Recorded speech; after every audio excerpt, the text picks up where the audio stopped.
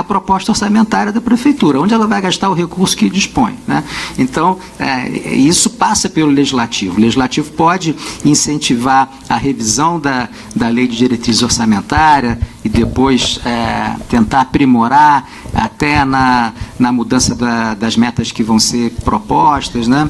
E emendando a proposta inicial. Então, você lembrou muito bem, a questão orçamentária é uma oportunidade muito grande de se contemplar pelo menos uma proporcionalidade de investimento na mobilidade ativa. Oi, boa tarde. Na verdade, eu acho muito interessante quando a gente está falando de mobilidade em São Paulo, a gente pensa nessa questão dos pedestres, da calçada e tudo mais, mas a gente falou um pouco das mulheres, dos idosos, das crianças. Eu queria saber, na verdade, qual é o plano para as áreas periféricas de São Paulo, porque quando a gente está na periferia, é um pouco difícil a gente falar sobre arquitetura urbana, sobre o proprietário, calçadas e entradas, becos, iluminações, até para os próprios senhores, para as próprias crianças, para as próprias mulheres, para chegar até os pontos de ônibus em lugares que são um pouco mais longe do centro, que não tem metrô tão próximo, que não tem uma variedade tão grande de ônibus. E qual que seria a proposta para a mobilidade dessas pessoas que moram nas regiões mais afastadas do centro, principalmente nas comunidades?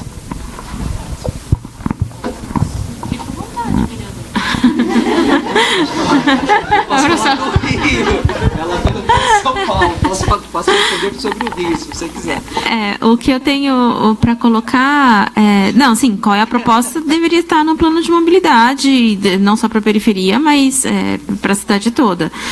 O que é importante é que o entendimento de rede de mobilidade a pé, que foi um dos artigos que foi vetado, mas que em outros artigos talvez seja possível entender o que é essa rede de mobilidade, entender a importância das passagens, dos escadões, né, as escadarias da periferia, que deveriam ser, que são incorporadas à mobilidade a pé, compreender que muitas vezes a calçada na periferia serve para uma caminhada muito longa até o transporte coletivo, não é só andar 5 minutos até o ponto de ônibus, porque a rede de ônibus também é muito rarefeita na periferia. Mas, assim, não tem uma resposta objetiva de qual é esse plano.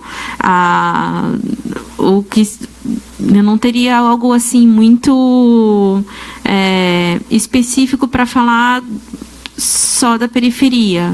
Enfim, a gente consegue entender que é diferente, que tem um uso ao longo do dia diferente, que tem muito mais crianças usando as calçadas, e entender também essa acessibilidade aos centros de bairro, que muitas vezes é ignorada nesses estudos de só trabalho, centro, casa na periferia, assim, que tem essa locomoção do dia a dia.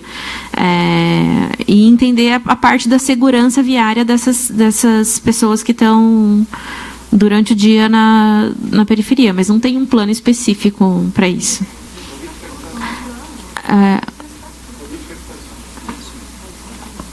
Sim, mas em relação às coisas que o Estatuto prevê, em relação à periferia, por exemplo, tem muito a questão do tempo de travessia, que tem pouca pesquisa de pedestre na periferia, entender esses fluxos realmente, entender o quanto que as pessoas estão praticando de velocidade nessas vias. Às vezes são vias muito estreitas pela forma de construção, e às vezes são avenidas largas que tem muitos acidentes também, e muitos atropelamentos, principalmente. Então, automaticamente, o estudo fica isento à periferia. O estudo é feito somente para o centro e centros principais? Não é. Não, o que acontece é que o estatuto, ele tem que contemplar que as cidades que a cidade reage diferente. Eu acho que o que ela perguntou que é importante enfatizar aqui é o seguinte: tradicionalmente se estuda São Paulo por uma pesquisa origem-destino que acaba não olhando o dia a dia da periferia, porque fica-se muito presa nessa questão casa-trabalho, trabalho-casa. E só que na periferia existe uma outra realidade de muito mais mulheres, muito mais trabalho informal, muito mais pessoas tendo diversas atividades que tradicionalmente não são vistas com a importância que deveriam ser vistas. E o que o Estatuto tem que entender é, por exemplo, na parte que fala do sistema de informações, tem um artigo só para o sistema de informações a pé. Esse sistema tem que garantir, nessa regulamentação que a gente está aí correndo com isso, que esse sistema seja, por exemplo, geocodificado e que não tenham buracos na periferia. Entender que é importante olhar todas as regiões da cidade. É isso que a gente tem que correr com a regulamentação.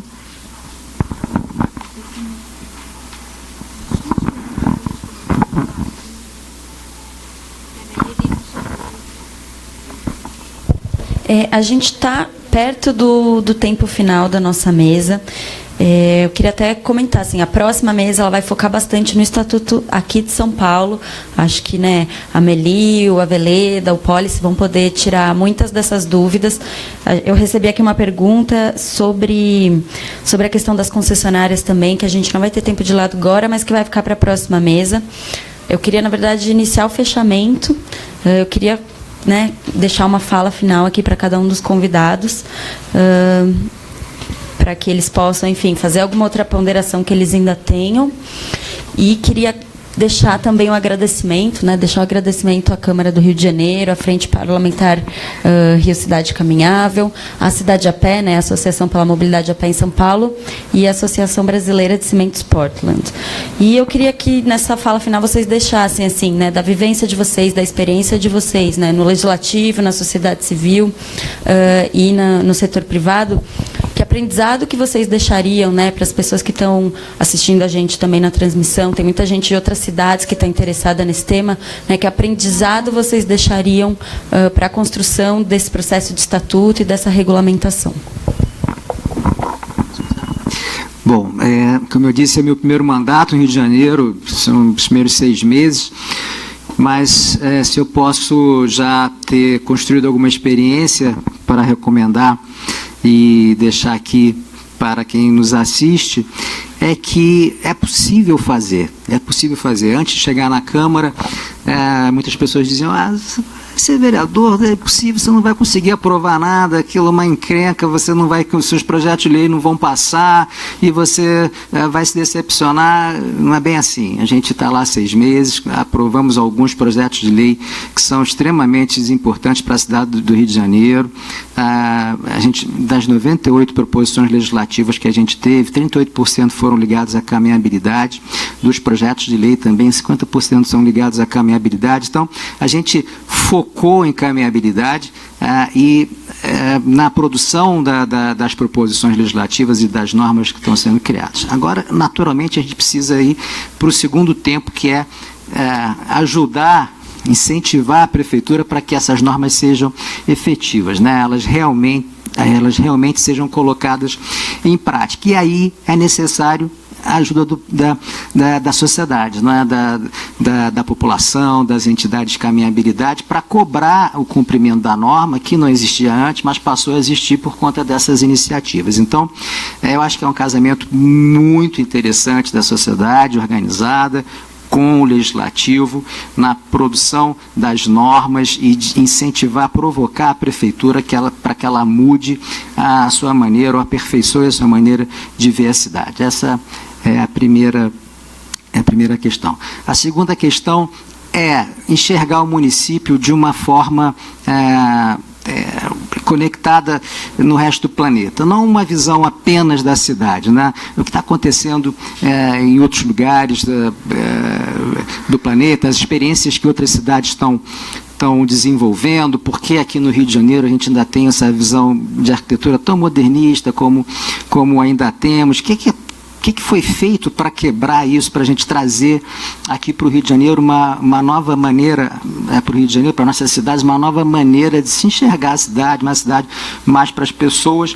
Então, a conexão com o que está acontecendo em outras cidades, em outros países, em outros lugares, é muito importante. Essa é uma das razões que eu fiz questão de vir a São Paulo quando eu fui convidado, exatamente para sentir isso que está acontecendo em São Paulo, que é muito produtivo e a gente ainda não tem esse grau de engajamento no Rio de Janeiro, e levar isso para o Rio de Janeiro, mostrar a importância da sociedade participar, né, mas tanto na elaboração das leis, né, junto ao Legislativo, como na regulamentação pelo Poder Executivo, e questionar, criticar, trazer as suas dúvidas. Olha quanta coisa apareceu aqui hoje nessa nossa reunião tão rápida, que pode ser utilizado para a gente aprimorar os nossos próximos passos, né? Então, é isso. Eu queria agradecer mais uma vez a oportunidade de estar aqui, agradecer também a oportunidade de ter aprendido bastante aqui hoje e levar essa experiência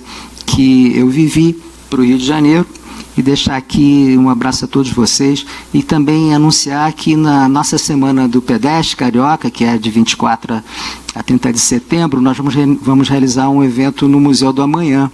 Então, já combinei com o pessoal do Caminho a Rio, gostaria de convidar para que vocês, vamos dizer, retribuíssem a nossa visita e fossem ao Museu do Amanhã participar lá do nosso evento de caminhabilidade, que sem dúvida vai ser bastante interessante. A nossa subsecretária de Gestão e Planejamento vai estar à frente, a Aspásia Camargo.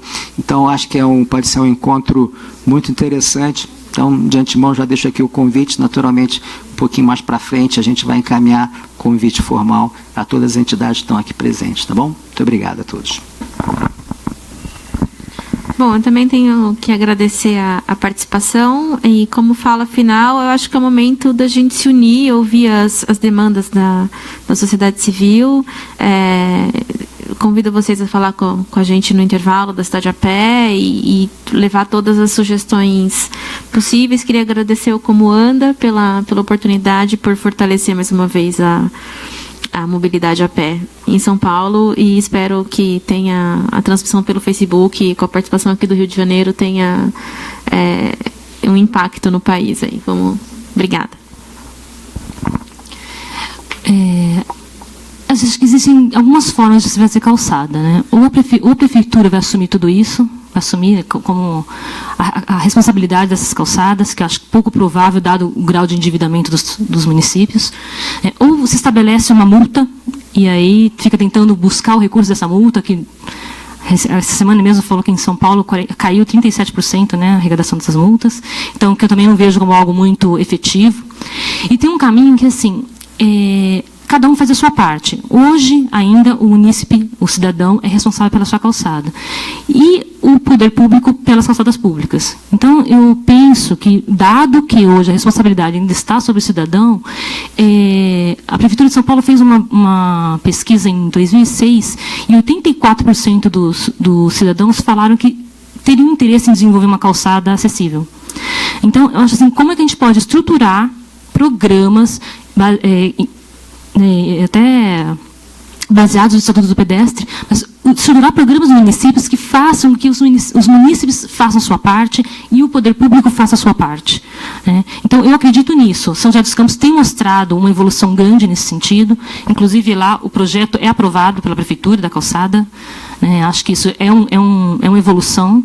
Então, assim, nós temos trabalhado muito em levar essa iniciativa de São José, que infelizmente é a única mais completa que nós acompanhamos, né? Acho que a Melita aqui está concordando comigo, é levar essa experiência para outros lugares, mas que é uma experiência que fez com que todo mundo se unisse diante desse desafio. Então, lá foram feitos em 2 anos 350 mil metros quadrados de calçada com o programa, e 64% foi por conscientização. Os idosos passaram de porta em porta e falaram da importância daquilo, falaram da importância da calçada, e isso vai se transformando. Então, eu acredito realmente em que todo mundo há que ter sua responsabilidade. Naturalmente, vai ter localidades específicas que a política pública mesmo vai se resolver, em periferias, mas eu acredito nisso. E o lema da associação é ninguém faz nada sozinho. E eu acho que esse evento mostra isso. É trazer o legislativo, trazer a sociedade civil organizada, trazer o setor privado, cada um com a sua parcela de responsabilidade e assumindo essa parcela de responsabilidade. Eu acho que contribuindo para a produção das calçadas mais acessíveis e seguras e contribuindo para a mobilidade a pé. Muito obrigada pelo convite. Foi um grande prazer participar aqui hoje. Obrigada a todos. Bom, acho que agora a gente pode tomar um café para depois voltar para a próxima mesa.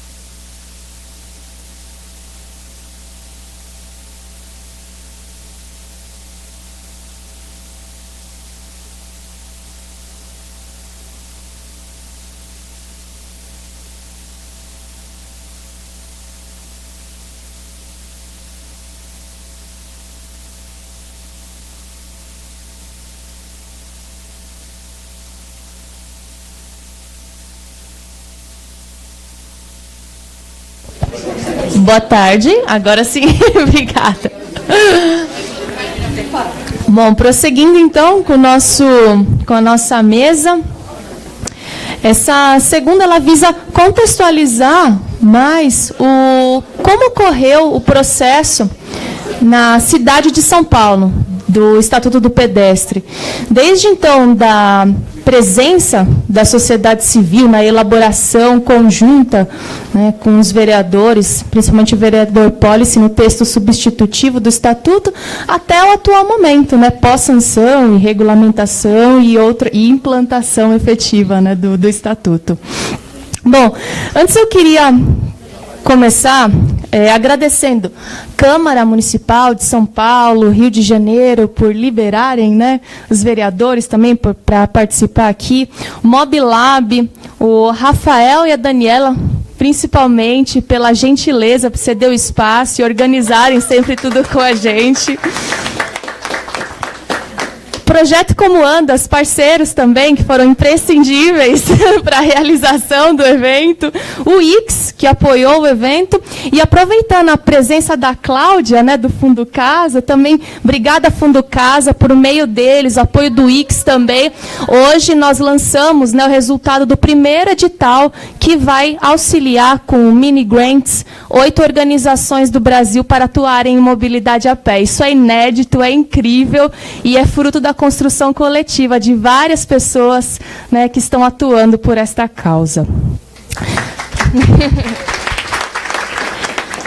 Bom, para quem não conhece, o projeto Como Anda, desenvolvido pela Corrida Amiga Cidade Ativa, com apoio também do Ix, visa mapear organizações que atuam pela mobilidade a pé no país.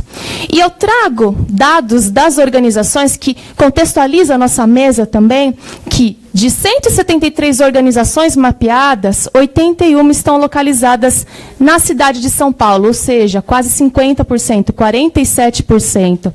E pelo projeto nós temos algumas hipóteses para isso. As jornadas de junho, que criou um ambiente fértil para o surgimento das organizações, a própria gestão municipal, que incentivava muito políticas voltadas para a mobilidade urbana e ocupação do espaço público. E, e o plano de mobilidade também, né, da cidade de São Paulo, que contou muito com a efetiva participação da sociedade civil.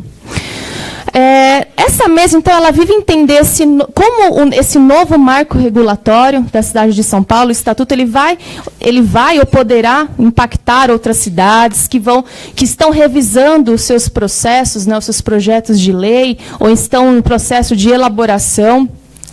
E muito disso, qual o aprendizado, né? Quais são também os não aprendizados que podemos levar para as outras cidades, né? O que fazer, o que não fazer, como fazer, na perspectiva, então, da Secretaria, do Legislativo e da sociedade civil.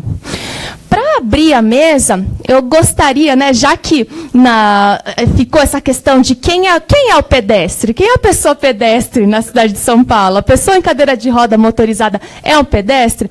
Então, eu gostaria de trazer essa primeira questão, essa primeira provocação para Meli Malatesta, presidente da Comissão Técnica de Mobilidade a Pé e Acessibilidade da NTP, que eu acho que ela pode contar um pouquinho para a gente quem é a pessoa pedestre, quem são. Vamos lá. Bom, se vocês pegarem algumas definições técnicas que estão por aí, em manuais, em legislação, são as pessoas que utilizam os próprios pés para se deslocar. Isso é um princípio básico, né?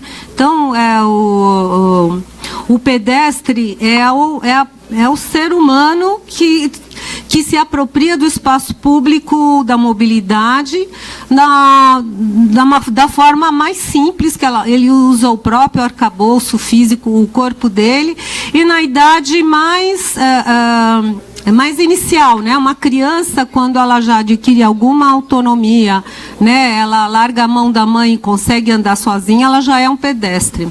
E outros usuários da via, outras pessoas também, que apesar de não estarem tão em cima dessa categoria, eles são considerados pedestres, tá? cadeirantes, né? Pessoas que utilizam a cadeira de roda, seja ela motorizada ou não, né? Até porque a motorização da cadeira de roda ela é baixa, então ela tem uma velocidade baixa, é considerado pedestre também. E isso aí ainda não está, eu acho que, como foi dito no painel anterior, são novas formas de deslocamento e que provavelmente o nosso Código de Trânsito é uma lei federal que estabelece as diretrizes para todo o deslocamento do sistema viário urbano e rodoviário, tá? É uma lei federal que estabelece isso. E ela vai ter que contemplar também outras formas de deslocamento que apareceram, que são... Então, por exemplo, o Segway. O Segway pode ficar na calçada, não pode. A motorização dele é para ficar na calçada, é para ficar na rua. Né? Eu acho que assim, são coisas para se refletir. O skatista, né? Que às vezes a gente está andando na calçada da Paulista, quando você viu, você levou lá o negócio que passou do seu lado, é o skatista. Ele é um pedestre ou não? Eu acho que é uma coisa que a gente vai ter que ser discutido. Acho que a sociedade vai ter que participar dessa discussão para a gente saber qual é o local da via para esse tipo de pessoa que se diz, olha, o patinete normal, né, o patinete eletrônico também, que tem uma velocidade baixa, onde que essas pessoas vão andar, né? Então, elas vão andar na via junto com os veículos, né? Vão andar onde tem ciclovia, e quando não tem ciclovia, onde que elas vão andar? Então, são coisas que a gente precisa pensar. E voltando ainda ao elemento principal que anda a pé, que somos nós mesmos, nós nos tornamos pedestres ainda numa idade muito, muito pequena, e eu costumo também falar que o pedestre é o usuário da via que não passa por nenhum processo de habilitação para usar o espaço público, né? Quando a gente, para dirigir um veículo, a gente tem que entrar numa autoescola, no Centro de Formação de Condutores, pelo menos teoricamente tem que saber o código todo, saber os nossos direitos e deveres enquanto condutores, mas quem anda a pé não necessariamente não passa por isso, não necessariamente sabe disso, porque ainda nós não temos a educação de trânsito como matéria obrigatória na rede escolar. Então, às vezes, as escolas ensinam, às vezes não. Então, crianças andam... A gente pega, por exemplo, as viagens a pé na pesquisa de origem e destino, que é a pesquisa de transporte que é feita na cidade a cada 10 anos, e, assim, estão registradas viagens a pé na faixa etária que começa aos 6 anos, dos 6 aos 11 anos, assim, é um número bastante expressivo de crianças que às vezes vão sozinha para a escola, né? Então são todas essas pessoas, eu acho que é todo esse universo. Obrigada, Mili. Bom, agora para o vereador Pólice Neto, principal redator do Estatuto do Pedestre, queria que você colocasse um pouco a perspectiva do Legislativo e essa aproximação com a sociedade civil na elaboração do texto substitutivo e agora também nesse período pós-sanção, em que ocorreu aquele evento, o hackathon também, e os próximos passos. Cumprimentar a todos, é muito gostoso poder discutir algo que é tão presente na nossa vida e que a gente discute tão pouco, né? Então, acho que isso nos joga muita luz, né? A gente vê o Francisco ali, já sendo pedestre, rodando pelo nosso ambiente aqui, se divertindo, a gente começa a entender que, de verdade, o fato da gente se desmotorizar nos dá uma condição de um novo diálogo, de uma nova proximidade. Olha, está dizendo que o Francisco não está feliz? Dá uma olhada. A alegria dele passeando. Então, essa questão é muito forte para a gente. A gente está resgatando relações humanas no momento que a gente permite um encontro, né? A gente foi se desaproximando a partir de uma lógica rodoviarista e devagarzinho a gente vai se descontaminando. Então, descarburizar, depois ir tirando um pouco da carrodependência, sem ser opositor do carro, usando o carro para aquilo que ele é fundamental e ponto. Então, o Estatuto ele começa a ser discutido em 2011, quando a gente tem uma frustrada revisão do plano diretor entre 2009 e 2010. Então, teve uma frustrada revisão do plano. O plano aprovado em 2002 ainda era um plano muito rodoviarista e o que sobrou daquele debate nos entusiasmou a esse primeiro diálogo. Agora, ele só saiu e foi aprovado esse ano porque no ano passado o estatuto foi entregue para as associações, para as ONGs, para os militantes, e eles foram ajudar a redigir o final desse processo. Caso contrário, ele não seria aprovado. Então, aqui também precisa entender onde se deu a aprovação do plano. Não foi quando os vereadores botaram o voto, nem foi quando o prefeito sancionou. Foi quando ele ganhou a legitimidade da sociedade. Nenhuma lei é boa se ela nasce da criatividade de um parlamentar e de uma relação política com o prefeito. Não tem lei boa que nasça assim. Não tem. Então, lógico, o prefeito Dória foi importante, absolutamente importante, mas porque tem um secretário do lado que estava aceso a isso, alerta a isso. Muito porque a sociedade civil colou e falou, isso é meu. Isso não é dos vereadores. Né? Não tem ainda esse negócio, o que é deles, o que é nosso. Acho que a gente conseguiu fazer aquilo que era para todos. E, portanto, o Estatuto foi invadir um pouco isso que a Meli acabou de falar. O que é pedestre? A gente tinha que escrever no Estatuto o que é o pedestre. Né? Porque para muita gente isso está obscuro. Como para a sociedade ainda está. Então, o grande desafio foi envolver a sociedade. No momento que ela foi envolvida, superou todas as barreiras, todas as barreiras. Há 3 semanas atrás, 4 semanas atrás, eu e a Meli, não sei quantos outros estavam aqui, a gente veio num sábado aqui apresentar uma proposta para o TEG. Eu vou ilustrar uma questão muito interessante de como o transporte escolar gratuito. Né? Então, onde o Estatuto do Pedestre começa a ser materializado. Né? A gente veio para cá, um grupo de 2 desenvolvedores, a Meli, a arquiteta Irene e o Pilege. O que a gente veio fazer aqui? Dizer para os condutores escolares e dizer para os diretores de escola que transporte gratuito é o que é feito a pé. Porque o outro que você oferece a perua, alguém está pagando. Então não é. Senão a gente começa a imaginar que tem transporte motorizado gratuito. Não tem. Todo transporte motorizado vai ter uma queima de carbono, e essa queima de carbono custa alguém. Custa aquele que pagou o combustível e custa a sociedade inteira que vai respirar no dia seguinte ou no minuto seguinte. Só para entender a lógica. A gente veio trazer uma proposta.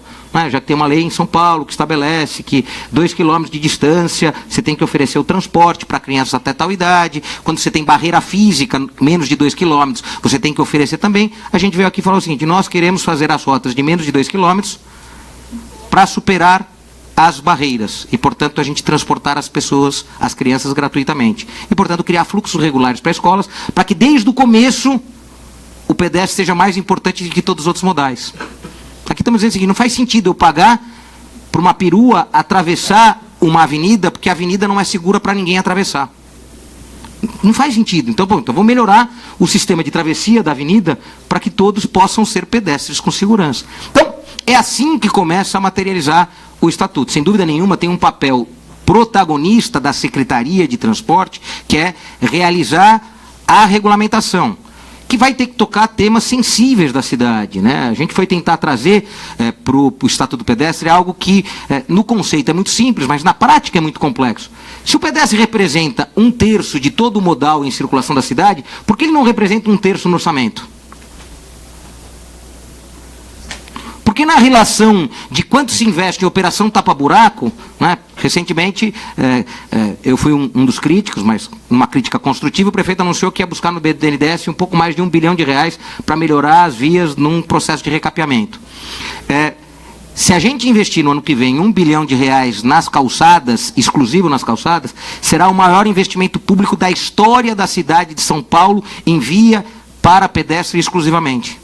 Então, se a gente conseguir convencer o prefeito a não fazer na rua e fazer na calçada, os mais de 500 anos que a cidade tem, a gente vai ter investido em um ano mais do que foi investido na história inteira. Portanto, o filósofo Temer, quando falou de chegar a Marte em 7 meses, vamos conseguir chegar a Marte a pé em 7 meses com esse recurso investido nas calçadas. Para a gente começar a ver a importância que tem investir nas pessoas que circulam de fato pela cidade, são aqueles que estão mais desprotegidos. Então, é lógico que parte do Estatuto, ele vem para dizer que é seguro, saudável e importante para a cidade você circular a pé. Mas quando você olha para a infraestrutura física, a calçada, quando você olha para os pontos de travessia, as faixas, quando você olha para a iluminação, esse convite está feito? Então a gente precisa fazer o convite. Aí é tarefa nossa. Eu como vereador, o Aveleda como secretário, o Dória como prefeito. de fato, colocar no centro da decisão política o cidadão universal, portanto o pedestre. Por mais duro que seja a crítica do carro que a roda cair no buraco. Por mais. E é gigantesca a crítica, porque a gente foi adotando uma fórmula de carro-dependência que mais agride o buraco da rua do que o da calçada. E a gente tem que levar isso para o ambiente de isonomia. Se temos mais gente andando nas calçadas do que circulando de carros individuais nas vias, a gente também tem que tratar isso de maneira isonômica. E aí a gente muda a fórmula com que a gente interpreta a cidade, porque a gente está convidando as pessoas a ir para a rua. Então, no TDC, que é o Encontro de Desenvolvedores que o país realiza em São Paulo, que foi realizado esse ano na faculdade Anhembi Morumbi, mais de 4.000 desenvolvedores, qual era a causa que foi levada para lá? Transformar o Estatuto do Pedestre numa plataforma digital. Para quê? Muito, e aí com isso eu fecho, muito do que a minha geração, a geração da Veleda, da Meli, escrevemos de artigos, incisos, parágrafos, portanto códigos de lei, a geração que vai nos suceder, da minha filha, não entende mais essa regra. A cabeça dela não funciona por artigo, parágrafo, vai funcionar por uma outra linguagem que é muito mais exercitada neste ambiente do Mobilab. E, portanto, parte das condutas futuras não sairão de um imperativo legal, sairão de novas relações estabelecidas a partir da tecnologia. Portanto, o que a gente fez? E aí quero agradecer muito a Veleda que teve lá, a gente lançou um desafio no maior encontro de desenvolvedores, onde está lá Cisco, está lá TOTUS, está lá IBM, está lá todos aqueles que querem capturar os melhores desenvolvedores. A causa do encontro deles na Solution Jam, que é o grande desafio deles, era como a gente pode fazer a vida do pedestre na cidade melhorar. Então, estamos dizendo um pouco do que a gente vem fazendo nesse um mês e pouco. A evolução desse processo tem sido muito rápida. Vocês vão ver no mês de setembro uma avalanche de debates sobre a questão da mobilidade a pé. A cidade de São Paulo é boa para circular a pé. As pessoas falam, não é. É muito boa para circular a pé, em especial porque no futuro as distâncias nessa cidade serão menores. A gente vai começar a adequar as nossas rotinas a distâncias menores. E, portanto, vai fazer muito mais sentido circular a pé, circular de bicicleta, tá? Então, aí, e todos os outros que a Meli falou que são pedestres. Skate, patinete, todos esses, patins, todos esses estarão nessa leitura. E o que a gente vai ter que fazer? Ir adaptando um pouco a infraestrutura, né? Essa infraestrutura que sempre funcionou para um só, né? Ela vai ter que ir dando espaço, não na marra, dando espaço porque o convencimento foi realizado, né? Quando a gente pega, e com isso eu quero jogar na imagem para vocês, quando a gente pega a Vergueiro, parecia impossível ganhar alguns metros para proteger as pessoas. Pode ser crível que você precisa se esforçar para dizer que aquilo é para proteger? Pode ser crível a gente aumentar um tempo de semaforização para dar travessia segura se é algo difícil? Não pode. Aí é decisão. Como o secretário tomou uma decisão para a gente fundamental. Todos os semáforos na cidade de São Paulo vão respeitar primeiro a travessia segura, depois o fluxo do carro. Porque se ele não der, enquanto instrumento de segurança, que é o semáforo, a travessia segura para o pedestre, para que serviu o semáforo ali? Então, eu acho que é esse instrumento que a gente começa a tirar do papel. Agora, engajamento vai ser sempre necessário. Então, coisas como a gente realiza hoje, como realizou ontem, vai realizar amanhã, a gente não pode parar. Legal, obrigada, Policy. Bom, agora, o secretário Sérgio Veleda, secretário de Mobilidade e Transporte da cidade de São Paulo, obrigada também pela presença. Bom, como que o Estatuto do Pedestre ele se insere no Plano Municipal de Mobilidade Urbana? E como o Estatuto do Pedestre em outras cidades pode também apoiar, dialogar e fortalecer, né, os planos de mobilidade desses municípios para que tenhamos cidades acessíveis e caminháveis? Muito obrigado, cumprimentar todas e a todos, agradecer a presença, cumprimentar a Daniela, que é a coordenadora desse espaço. O Mobilab é uma gestão compartilhada da Secretaria de Mobilidade e Transportes e da Secretaria de Inovação e Tecnologia. É uma iniciativa da anterior administração. Quando nós fomos indicados para ser secretários, eu e o Daniel Nenberg, nós visitamos aqui, ficamos encantados com o que acontecia aqui e temos tentado envidar os melhores esforços da nossa administração para que essa iniciativa prospere e dê frutos. Eu gosto muito de eventos realizados aqui, eu gosto muito de vir aqui, porque acho que esse espaço é um exemplo de parceria entre a sociedade civil, entre o empreendedorismo e o poder público, que pode dar certo, em que o poder público pouco atrapalha, facilita, e os empreendedores florescem e entregam produtos de grande utilidade, de grande valor para a sociedade. A gente, na sexta-feira, fez aqui um dia de demonstração, um Demo Day. A gente apresentou 5 aplicativos, premiamos, estava lotado de investidores, lotado de empresas, observando o que a gente está fazendo. Eu tenho muita alegria de estar aqui. Policy, Meli, boa tarde. Eu acho que as falas que me antecederam foram todas num sentido que é muito caro para nós, a administração municipal do prefeito João Dória. Logo quando eu fui convidado por ele para ser o secretário, a primeira conversa técnica que a gente teve, o primeiro tema foi pedestre. Ele reclamou comigo que o tempo de semáforos em São Paulo era muito curto para a travessia de pedestre e que eu devia cuidar de uma agenda para proteção ao pedestre, para a inclusão do pedestre, para cuidado disso. E aí, quando a gente assumiu, o prefeito criou logo um comitê permanente de calçadas, que é um comitê intersecretarial, porque este assunto é intersecretarial. Não adianta só a Secretaria de Mobilidade falar dele, mas nós também não podemos estar excluídos, porque a calçada precisa ser visto como via.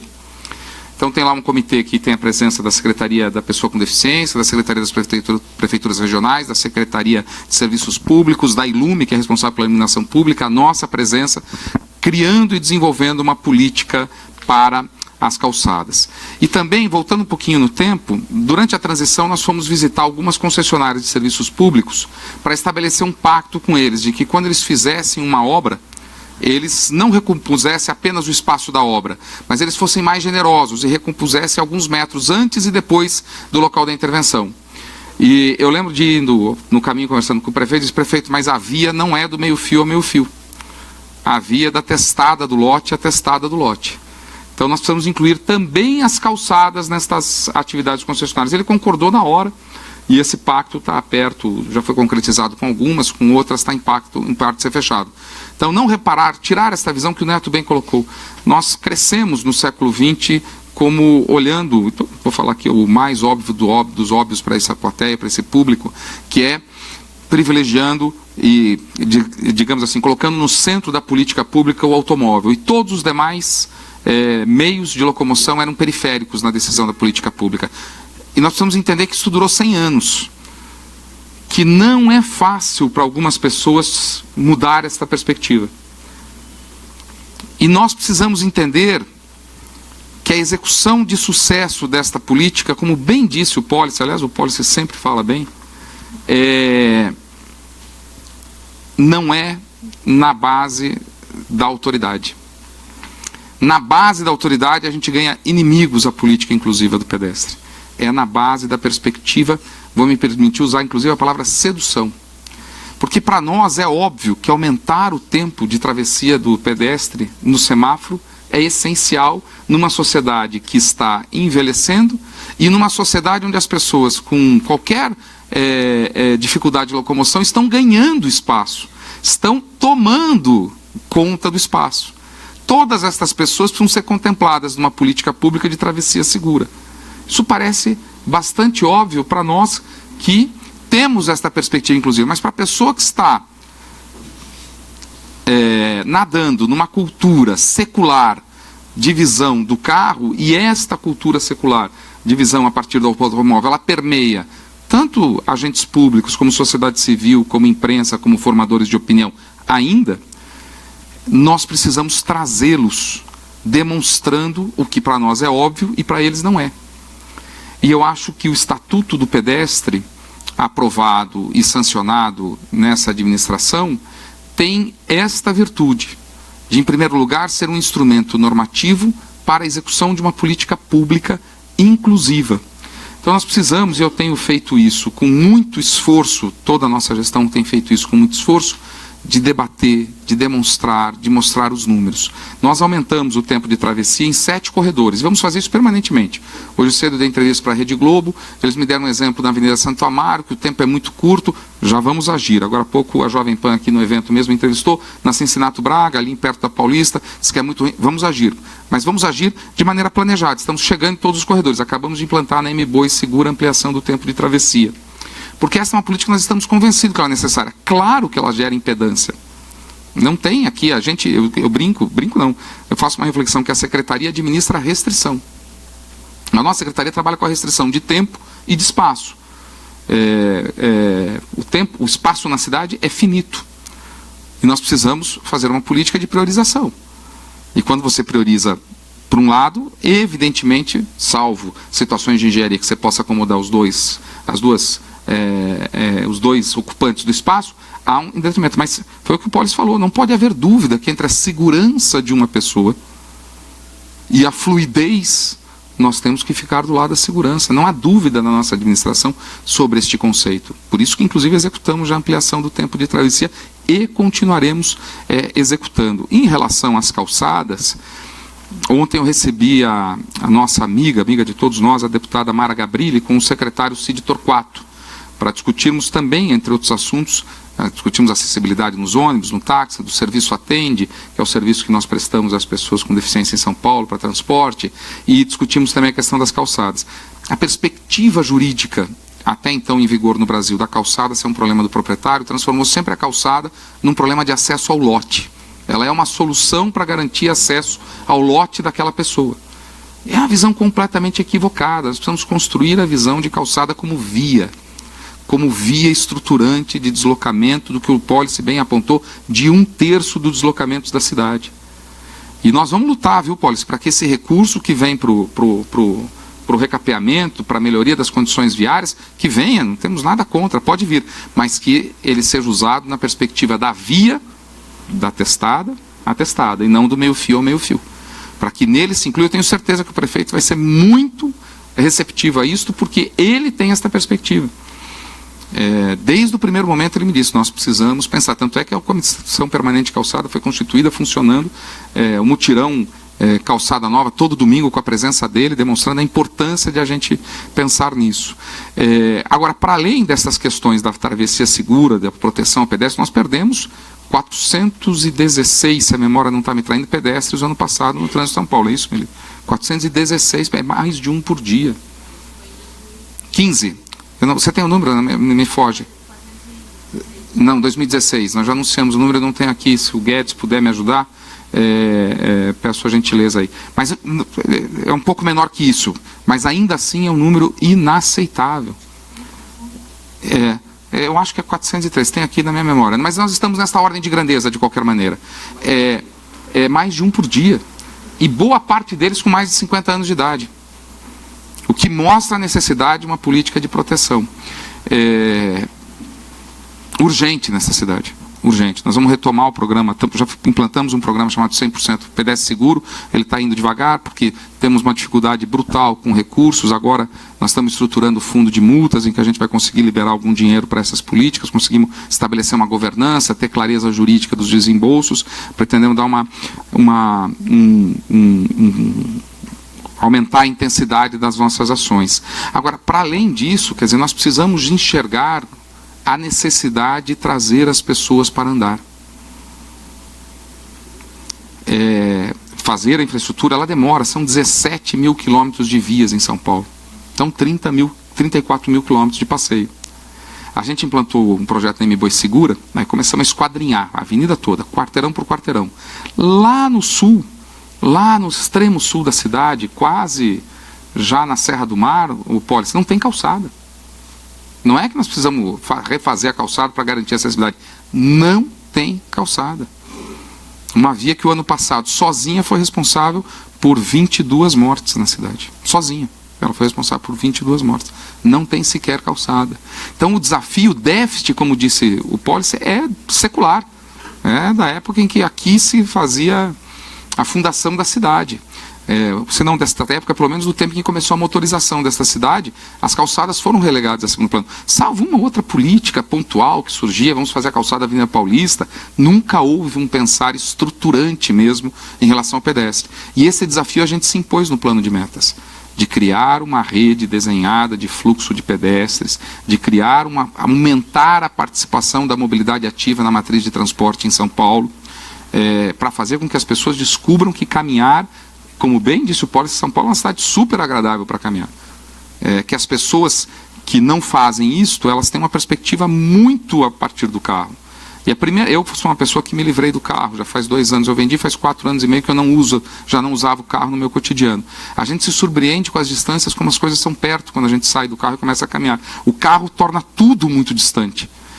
Nós estávamos agora, antes de eu entrar aqui, eu vou contar, viu, Pedro? Você vai me desculpar. Eu, Pedro e a Hanna, nossos parceiros da Fundação Bloomberg, discutindo exatamente a elaboração de um projeto para sinalização para os pedestres. Para que as pessoas tenham a perspectiva de distância e de tempo de deslocamento. Não é... Pode deixar aí, pode deixar. Não é a perspectiva da sinalização para o turista. O pátio do colégio está aqui, o Altino Arantes, é a perspectiva do tempo e do melhor itinerário para se chegar em determinados lugares. Se as pessoas soubessem que sair da Paulista e chegar na Praça da Sé leva entre 25 e 30 minutos numa caminhada absolutamente confortável, muitos talvez optassem por essa alternativa. Nós vamos fazer isso com as ciclovias. Já está desenhado, um super apoio aí da Fundação, porque as pessoas também não têm essa noção em relação às ciclovias, que elas saem daqui, chegam na rodoviária do Tietê, ou chegam no Parque Vila Lobos, no Vila Leopoldina, ou na Berrine, próximo ao Shopping Morumbi, de ciclovias na cidade de São Paulo. Então, muita gente que me pede para retirar a ciclovia, o Paulo, você sabe que eu sofro muitos pedidos desses, às vezes não tem noção que ele está querendo desmontar uma rede existente, porque não se tem noção da rede. Nem mesmo os ciclistas, às vezes, se lembram de que se pode. Eu ando de bicicleta, demorei tempos para descobrir que eu podia chegar da minha casa na rodoviária do Tietê de bicicleta, fazendo 98% do meu trajeto em ciclovia. Se a gente sinalizar, a gente vai dar para a cidade a noção de utilidade. O sujeito vai parar o carro no semáforo, vai ver uma placa e vai dizer, quer dizer que daqui a rodoviária Tietê leva 28 minutos de bicicleta, e eu de carro levo mais tempo que isso. É isso que a gente também precisa fazer com a rede de caminhar. Criar a rede, identificar esta rede, porque esta rede está dada pelo fluxo de pedestres, estruturar esta rede com infraestrutura, iluminação, calçadas acessíveis, boas travessias, travessia que privilegie a linha de desejo do pedestre. Tudo isso eu aprendi com a Meli. Desde dezembro que a gente se reúne aí na transição, mas fundamentalmente com iluminação, segurança e utilidade desta rede, a partir dos grandes centros de fluxo de pedestres, os terminais de ônibus, as estações de metrô, os grandes centros atrativos como universidades, hospitais, e a partir deles germinar uma rede de pedestre acolhedora. Respondendo a sua pergunta quanto às outras cidades, eu acho que São Paulo cumpre esse papel um pouco de paradigma, né? A gente tem que tomar, eu sempre digo isso para o meu pessoal, cuidado triplicado que a gente faz, porque a gente faz para a cidade, mas também vira vitrine para o Brasil e às vezes até internacional. Quando a gente assumiu, a gente criou um fórum dos secretários municipais de transporte da região metropolitana. Nós temos nos reunido a cada 2 meses, e esse mês de setembro será mensal por causa da Semana da Mobilidade. Então você veja, na Semana da Mobilidade nós utilizaremos todos a mesma linguagem visual, a mesma logomarca, e todos os eventos estarão centralizados num único website. Se não de todas as cidades da região metropolitana, pelo menos de boa parte delas, nós já firmamos informalmente este acordo de unificar a Semana da Mobilidade. O que a gente quer? Unificar outras políticas. Quem sai caminhando de São Bernardo do Campo pode chegar caminhando em São Paulo. E não vai encontrar nenhuma divisa dizendo, olha, você atravessou aqui. Porque já não existe mais fisicamente essa divisa. Não é mais possível, num elemento, num mundo, num tecido urbano como São Paulo, pensar em política de mobilidade para a cidade de São Paulo. E isso funciona para a mobilidade ativa. É preciso pensar na rede cicloviária, em conjunto, porque o sujeito sai de Santo André, quer trabalhar em São Paulo, sai de Guarulhos, quer trabalhar em São Paulo, sai de Guarulhos, quer trabalhar em Mogi das Cruzes, quer ir para Poá. É preciso articular isso.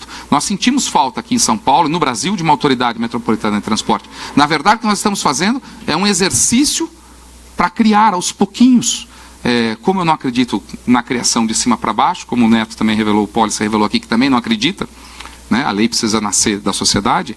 Nós também queremos criar a autoridade metropolitana de ações pontuais entre as cidades. Uma hora alguém vai dizer, pera, mas se a gente tivesse uma autoridade, e aí eu estou defendendo a extinção do meu cargo, que tendo autoridade metropolitana não tem sentido ter secretário municipal de transporte, né? Eu seria o representante de São Paulo no colegiado dessa entidade. Nós estamos pensando em articular uma política pública de verdade, num tecido urbano que é um só. E para finalizar, pedindo desculpas por ter me estendido tanto, reforçar a questão da atividade das entidades que muitos de vocês aqui representam. Elas são fundamentais para a construção das políticas públicas. É a sociedade organizada, esclarecida, que se posiciona, que faz a política pública se movimentar. Para todos os lados. Para todos os lados. Quando eu recebo reivindicação de associação comercial para retirar a ciclovia, eu também tenho o dever de escutá-los, porque eles têm um ponto. E é meu dever discutir com eles como fazer para que aquela política pública que eu defenda seja bem aceita, às vezes fazendo um pequeno ajuste, uma pequena correção de rota. É preciso que a gente ganhe a sociedade como um todo, e não apenas as pessoas que pensam como nós, para que a política pública avance e seja legítima e tenha mais aliados e não mais adversários. Portanto, as atividades de vocês, 413? 343 foi em 2016. Ainda assim é um número, continua absurdo, continua muito elevado o número de mortes de pedestres na cidade de São Paulo. Quer dizer, qualquer número é inaceitável, mas esse é um número ainda muito elevado. Enfim, era essa a minha resposta. Obrigado. Obrigada, secretária Veleda. Bom, coincidência ou não, minha família é de São Bernardo, eu já fiz algumas vezes o trajeto a pé, viu? São Bernardo e São Paulo. Eu falei porque eu já morei lá, morei no Rio de Ramos. Recomendo muito a aventura. De bicicleta. Legal. Bom, nessa linha, né, de destinação de fundos, recursos, antes de ter, né, o evento de hoje, nós abrimos as perguntas para a internet. E tem uma pergunta da Ana, né, de Sampa Pé, Cidade a Pé, Ciclocidade, etc., que ela fala: o Estatuto pode forçar a Prefeitura a destinarem mais recursos orçamentários e humanos para a mobilidade a pé? E aí eu passo para a Meli a resposta do veto, né, a questão do Fundurb, de como isso pode ser contornado de modo a não comprometer os objetivos do Estatuto. E depois, se o secretário Veleda, vereador Poli, se quiserem complementar. É só a primeira ou a segunda questão? As duas? As duas, Meli, porque elas se complementam. Que é muito naquela linha do texto, né, que a gente escreveu. Apesar dos vetos, há de se comemorar. Pedestres temos um estatuto. Mas de que modo também esses vetos podem ser contornados de modo a não comprometer os objetivos do estatuto? Bom, em relação aos vetos, eu não sei se todo mundo acompanhou plenamente o desenvolvimento e a própria os vetos do estatuto. Eu não concordo com a maioria dos vetos. Eu acho que eles são situações que poderiam ser contornadas com a regulamentação. Mas eu acho que nem tudo está perdido, a gente pode ainda tentar contornar esses vetos na regulamentação da lei, tentar fazer com que a gente não perca essas oportunidades, né?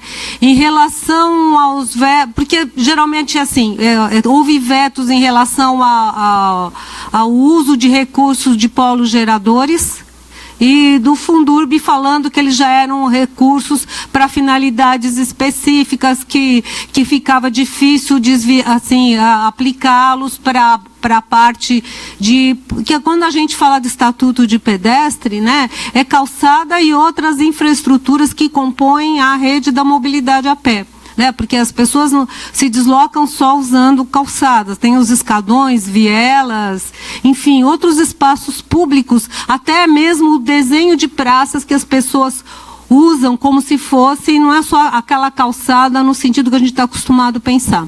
Então, eu não vejo problema nenhum em você usar um recurso que vem aí de operação urbana, né, polo gerador ou Fundurb, para...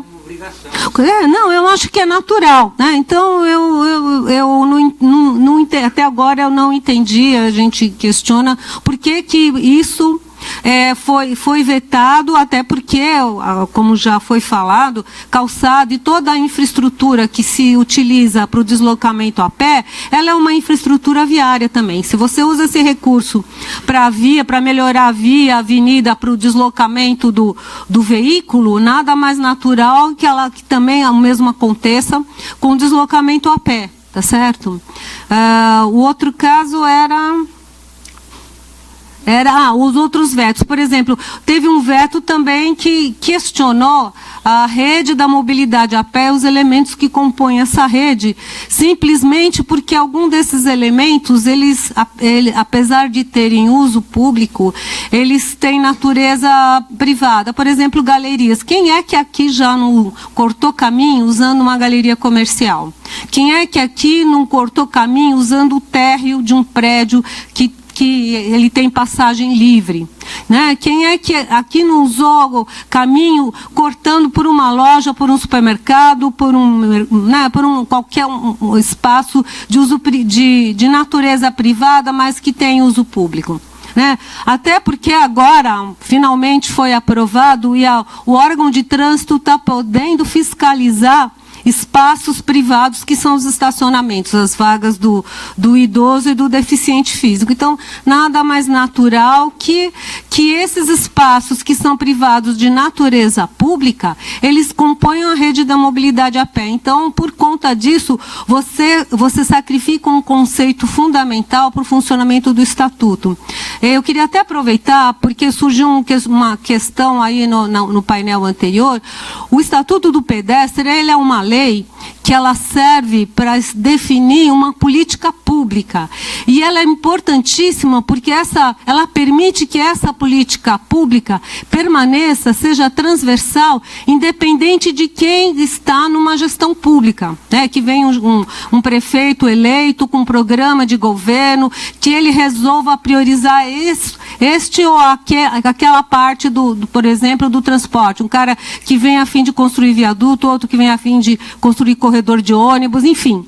Mas quando você tem um instrumento legal, como é o Estatuto do Pedestre, isso permite que nós, enquanto sociedade, possamos cobrar do poder público, porque é uma política que tem que continuar, não tem começo, meio e fim, e não tem lugar. Tanto faz se é na periferia, se são nas áreas centrais, porque andar a pé é o modo mais democrático de mobilidade que existe. Todo mundo anda a pé em qualquer lugar, independente de ter infraestrutura ou não. Mas ela permite que a sociedade tenha um instrumento legal importantíssimo de cobrança. Tá certo? Ela impede que seja um programa que seja interrompido em função de outras prioridades. Isso aí tem que ter uma continuidade. Ao mesmo tempo, quem está do outro lado, eu falo isso porque eu já fui gestora pública, trabalhei 35 anos na CT, às vezes você ver um programa de trabalho não ter a mesma prioridade durante uma sequência de tempo, porque vem uma gestão pública com um outro enfoque, uma outra prioridade, ela foi escolhida democraticamente, então, se ela foi escolhida, ela tem que atender. Mas isso também te dá uma forma de você levar aos tomadores de decisão que estão acima de você, para mostrar que ali, olha, está aqui, a gente tem o estatuto, a gente tem que atender. Né? Porque senão a gente vai ser cobrado pela sociedade e por outras instâncias também, pelo Ministério Público, que é acionado pela sociedade. Então, eu acho que é isso que é importante. Né? O único veto que eu mais ou menos concordei é em relação ao atendimento, no caso de acidente, que o pedestre seja socorrido em primeiro lugar. No veto vem quem tem que ser socorrido em primeiro lugar são as vítimas mais graves. Mas aqui todo mundo está cansado de saber que no acidente de trânsito a maior vítima é o pedestre. Tanto que as maiores vítimas de acidente de trânsito, tanto faz que em São Paulo, qualquer cidade brasileira, isso é uma realidade brasileira, são os pedestres, né? Contribuir um pouco com a resposta não é uma provocação, e sim um questionamento. Na realidade, os vetos geram problema? Geram, senão não teriam sido vetados. Então é óbvio, tem um problema que é no ambiente de fiscalização, porque um veto foi incidente, é uma prática de fiscalização que a gente tentou trazer para o Estatuto. Infelizmente no Brasil tem gente que gosta de ser multado para continuar cometendo infração. E na calçada é onde as pessoas mais gostam de ser multadas para continuar cometendo a infração, porque o ato do fiscalizar sempre não foi muito eficiente.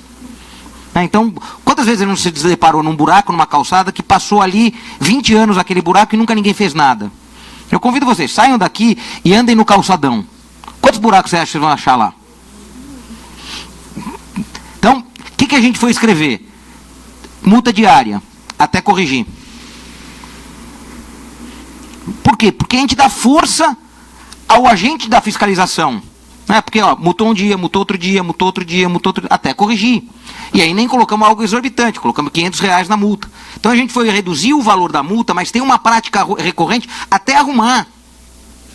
Até para desfazer um pouco essa questão da responsabilidade pública, da responsabilidade privada. Né? Então, vamos estabelecer isso como público e da sociedade.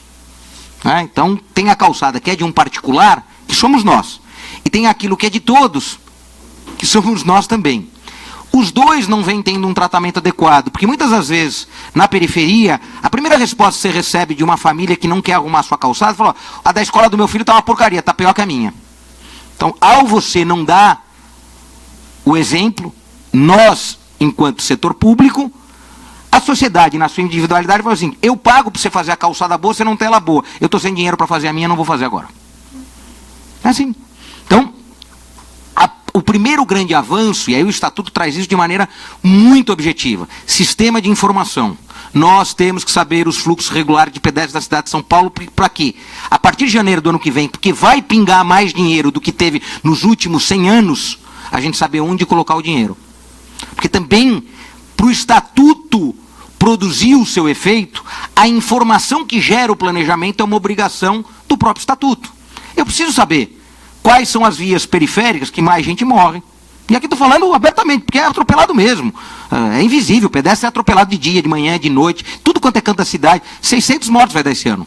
Põe na conta aí, vão dar 600, vai dar próximo disso. Então, se a gente cresceu 70% em relação, no primeiro semestre em relação ao ano passado foram quantos?